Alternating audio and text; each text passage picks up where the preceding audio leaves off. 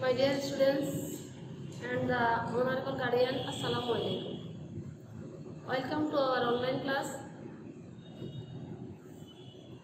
Today, hope that all of you are fine by the grace of Almighty Allah and staying at home by safe at home.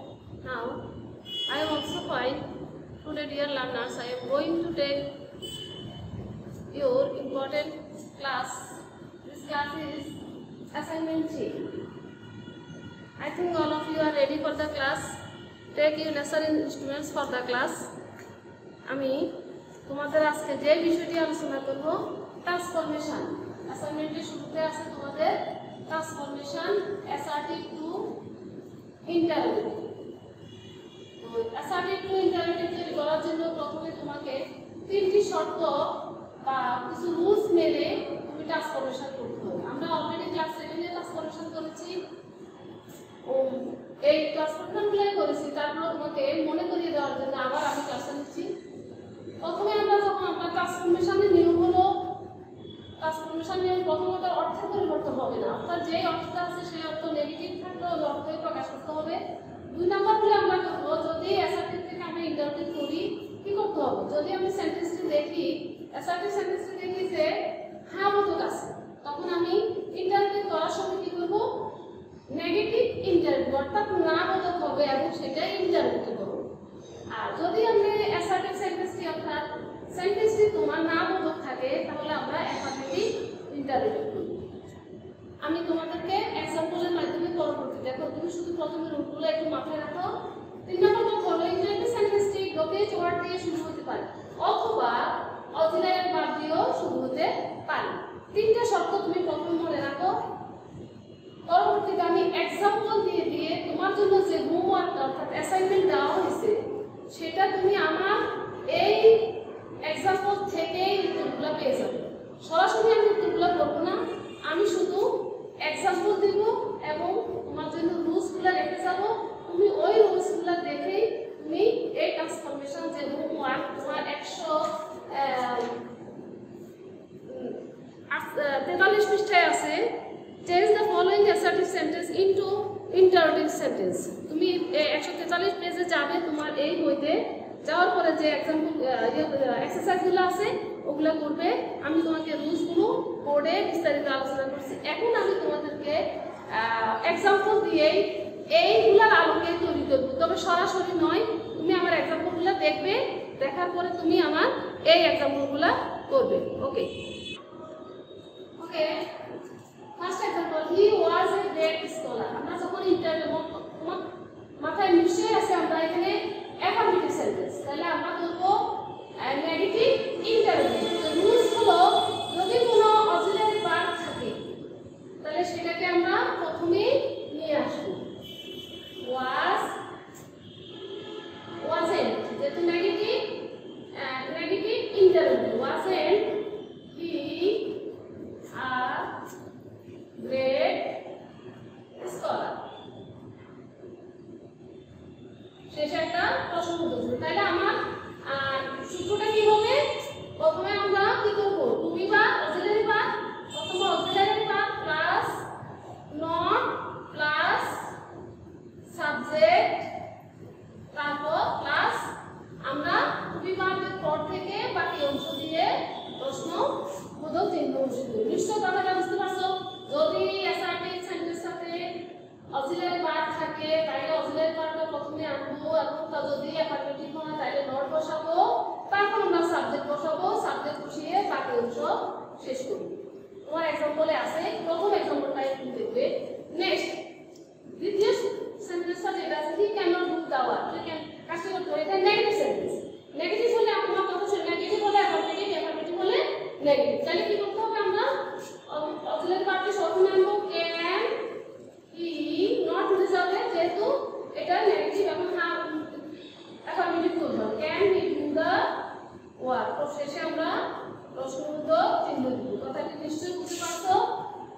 Auxiliary verb থাকলে সেটা প্রথমে আসবে, তারপর not বসবে, তারপর subject বসবে। Negative হলো অক্সিলারি ভার্বটা প্রথমে আসবে, নটটা উঠে যাবে, বাকি অংশ দিয়ে সাবজেক্টটা বসিয়ে বাকি অংশ দিয়ে শেষ করবে। এখন আসো, এটা হলো এই দুটো এক্সাম্পল দিলাম অক্সিলারি ভার্ব দিয়ে, এবং সকল অক্সিলারি ভার্ব দিয়ে 100টার নিয়ম এইরকম। এখন আসো 3 নম্বরটাতে আছে আমি এখানে অক্সিলারি ভার্ব নাই, কি আছে নিশ্চয়ই তুমি দেখতে পাচ্ছ শি পরে আছে একটা প্রিন্সিপাল ভার্ব। তোমার মাথায় থাকতে হবে যদি সেন্টেন্সে প্রিন্সিপাল ভার্ব থাকে সেক্ষেত্রে তোমার কি কাজ করতে হবে, সেক্ষেত্রে তোমাকে করতে হবে ডু, ডাজ এবং বি। ডু ডাজ দিয়ে আমরা শুরু করব। অক্সিলারি ভার্ব আছে কি লাইকস, তো আমরা জানি থার্ড পারসনের ক্ষেত্রে বসাবো ডাজ, ও ফার্স্ট পারসনের ক্ষেত্রে বসাবো ডিড, আর বাকি অন্যান্য ক্ষেত্রে বসাবো ডু। তাহলে এখানে কি বসতে পারে, যেহেতু থার্ড পারসন সিঙ্গুলার এসআই যুক্ত বা সহজ কথা এসআই যুক্ত বা তাহলে আমরা বসাবো ডাজ। সেন্টেন্সে আছে কি অ্যাফার্মেটিভ, তাহলে কি হবে নট বসাবো ডাজেন্ট। তারপর আমরা সাথে ওই একই নিয়ম শি, তারপর আমার ভার্ব টি প্রেজেন্ট ফর্ম এসএস তো রাতে চলে গেছে,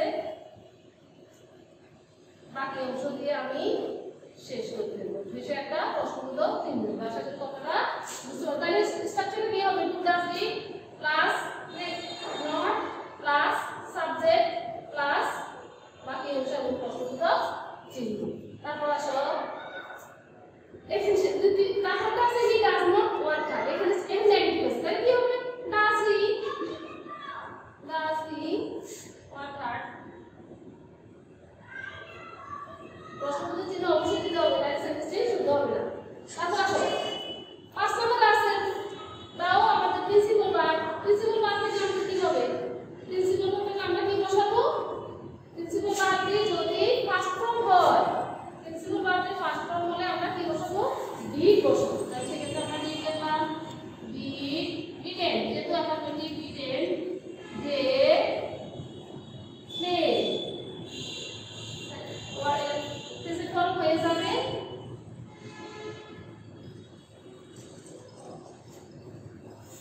ঠিক আছে।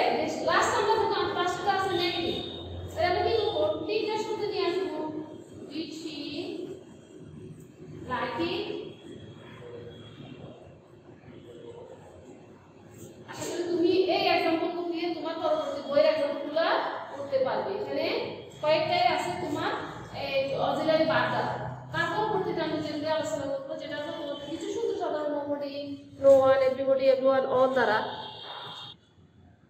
তারপর দেখো আমরা এখানে দুটা নেভার, নেভার শব্দটা কি কখনোই না, তাহলে সেটা কোন সেন্টেন্সে আছে নেগেটিভ আছে।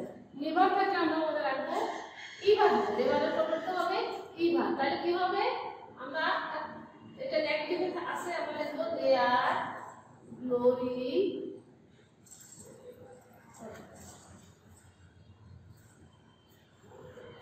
প্রথমে আমরা তুমি ভার্বটাকে ক্যান, দে আর গ্লোরি ইভার, হ্যাঁ ঠিক আছে। তারপর এভরিওয়ান, এভরিবডি, অল, এগুলো যদি থাকে তাহলে কি এটা নিশ্চয়ই আমাদের আছে এভরিওয়ান হেটস লাইফ থেকে কি মিথ্যাবাদীকে ঘৃণা করে, তাহলে এভরিওয়ান আমরা কি লিখবো এভরিওয়ান, এভরিবডি থেকে আমরা লিখবো হু, প্রথমে লিখবো হু, এরপরে যুক্ত আছে হু ডাজেন্ট, হু ডাজেন্ট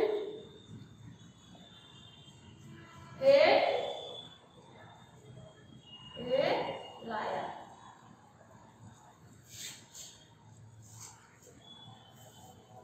নিশ্চয় বুঝতে পারছো।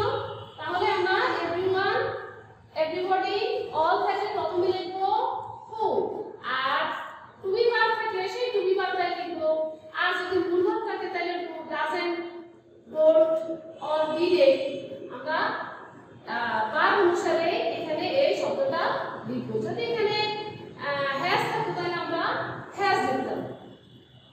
তারপর খেয়াল করো এটা ছিল অ্যাফার্মেটিভ সেন্টেন্স, নেগেটিভ থাকলে নোবডি, নান, নো ওয়ান। যদি এই তিন ওয়ার্ড থাকে তখন আমরা কি লিখব, নিশ্চয়ই এটা নেগেটিভ আছে, তাহলে আমরা যাবে অ্যাফার্মেটিভ। তো অ্যাফার্মেটিভে যেতে হলে প্রথমে আমাকে যেহেতু ইন্টারভিউ করতে হবে তাহলে আমরা প্রথমেই লিখে ফেলবো হু, হু দিয়ে তুমি বাকি অংশ শেষ করতে বাস। হু ট্রাস্ট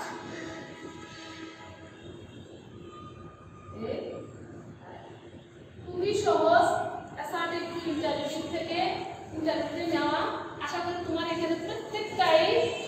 কয়েকটা যে সেন্টেন্সগুলো আছে আমি যে এক্সাম্পলগুলো দেখাইছি, তবে তোমার বইয়ে তো দেখাই নাই, অন্যান্য এক্সাম্পল দিয়ে দেখাইছি।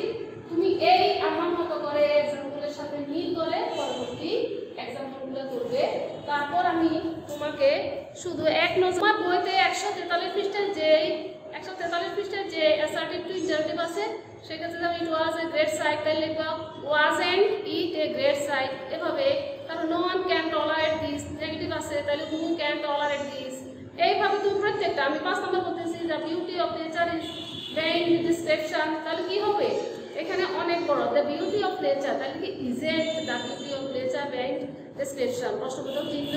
এভাবে everybody has hard of darling, তাহলে কি হবে hasn't, who hasn't hard of darling. এভাবে তুমি প্রত্যেকটা আশা করি করতে পারবে। নেক্সট তোমার জন্য যেটা আছে পরেরটা হলো প্যারাগ্রাফ। প্যারাগ্রাফে তোমার লেখা আছে suppose you visited a place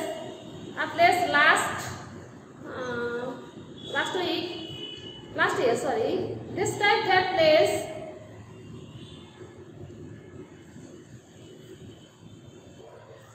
আমি প্যারাগ্রাফে তোমার যেটা প্যারাগ্রাফ লিখতে হবে সেই সম্পর্কে বলে দিচ্ছি। দেখো একটু খেয়াল করো। Suppose you visited a place last year, গত বছর তুমি একটি স্থানে পরিদর্শন করতে গিয়েছিলে মনে করো।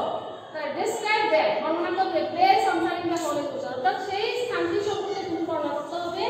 আনসারিং দ্য ফলোইং কোশ্চেনস, এখানে 5টি কোশ্চেন দিয়েছে, সেই কোশ্চেনের আকারে তুমি তোমার প্যারাগ্রাফটি লিখতে হবে। আবার দেখো প্রশ্নের উত্তরগুলো লিখে দেবে, এর উত্তর 2 1 2 3 4 এভাবে তুমি উত্তর লিখে দিলে হবে না। তোমাকে অবশ্যই প্যারাগ্রাফটি পরিচ্ছদ আকারে লিখতে হবে। কেউ কি করো প্রশ্নের উত্তরগুলো লিখে দাও, তা হবে না। সুন্দর করে প্রশ্নের উত্তর লিখতে হবে, উত্তর দিয়ে তুমি একটা অনুচ্ছেদ তৈরি করতে হবে।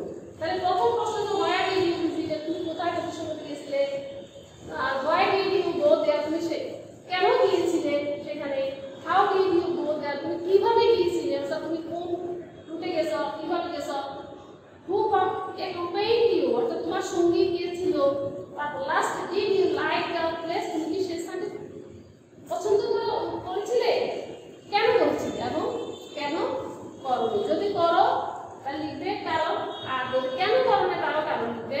লিখে তুমি অনুচ্ছেদটা শেষ করবে। এইভাবে তোমার প্যারাগ্রাফটা লিখে অ্যাসাইনমেন্টটি জমা দিবে। আশা করি সবাই আমার কথাগুলো বুঝতে পেরেছো। ভালো থাকো, সুস্থ থাকো, বাড়িতেই থাকো।